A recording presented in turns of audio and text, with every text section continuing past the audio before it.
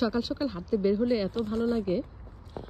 আর এই তো আজ আমার ছুটি, তাই ভাবলাম সকালবেলা উঠে একটু আশেপাশে একটু হেঁটে আসি, যাকে বলে মর্নিং ওয়াক। আর এখন এত সকাল না, এখন 8টা বাজে, বাচ্চারাও স্কুলে চলে গেছে। আর বড় ছেলে এখনও যায়নি ভার্সিটিতে, ও বের হবে। তো ওকে বললাম আমি একটু হেঁটে আসি। কি সুন্দর না ওয়েদারটা। সরি, আমার সকালবেলা একটু সর্দির ভাব থাকে, এটা হচ্ছে এখানকার পোলেন অ্যালার্জির জন্য। আর আমার কি আর বলবো, এটা এখানে সবারই হয় কম বেশি। তো বের হয়ে গেলাম আর ভাবলাম যে আপনাদের সাথে একটু গল্প করি, শেয়ার করি। রাস্তাঘাট একদম ফাঁকা, আর আমাদের এলাকায় একটু খুব কম লোকই থাকে এই সময়। আর একদম নিরিবিলি আমাদের এলাকাটা।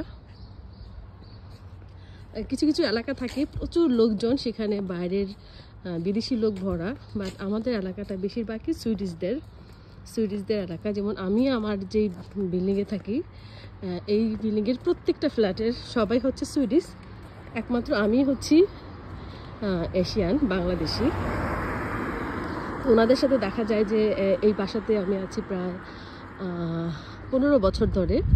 তো আমাদের যে মানে নেভার, ওদের সাথে দেখা হয় মনে হয় খুব কম, মানে একদম দেখা না।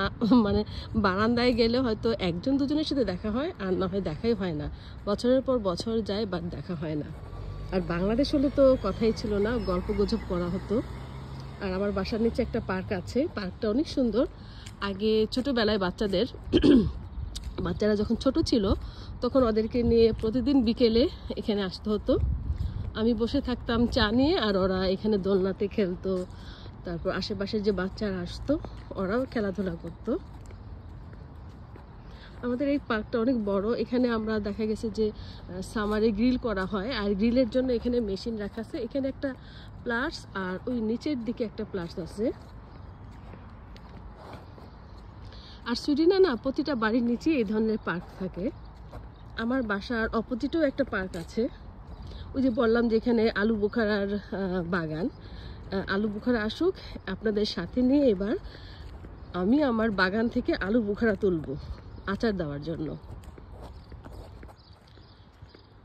এখানে একটা সাদা চেরি আছে, চেরিগুলো খুব মিষ্টি। কিছু কিছু চেরি ফল থাকে না মিষ্টি একদম, মানে জামের মতো, সেটার ফুল হয় সাদা। দাঁড়ান আপনাদের দেখে কাছ থেকে।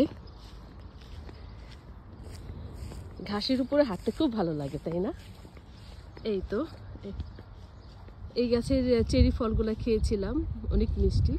বাট আমার অ্যালার্জির জন্য চোখ চুলকায়, এর জন্য আর চেরি খাওয়া হয় না। এটাই হচ্ছে বাচ্চাদের পার্ক, বাচ্চারা এখানে খেলাধুলা করতো। আর এখন তো আমার যে এলাকার বাচ্চারা সব বড় বড় হয়ে গেছে, আর আশেপাশে হয়তো নতুন নতুন ফ্যামিলি আসছে বাচ্চা নিয়ে, ওরা মাঝে মাঝে আসে। মনে হচ্ছে না একটা জঙ্গল। একটা জিনিস ভালো আমাদের এখানকার সুইডেনে, প্রচুর গাছপালা, মানে এত গাছ, দেখতে খুব ভালো লাগে। আর সামারে তো প্রচুর পর্যটক আসে। এবার ইচ্ছা আছে যে অনেক জায়গা ঘুরবো, আর আপনাদের জন্য সুন্দর সুন্দর ভিডিও বানাবো। তো কেমন হয়েছে আমার আজকের ভিডিওটা? তো যে যেখান থেকে দেখছেন সবাই ভালো থাকুন, সুস্থ থাকুন। এই পর্যন্তই, আল্লাহ হাফেজ।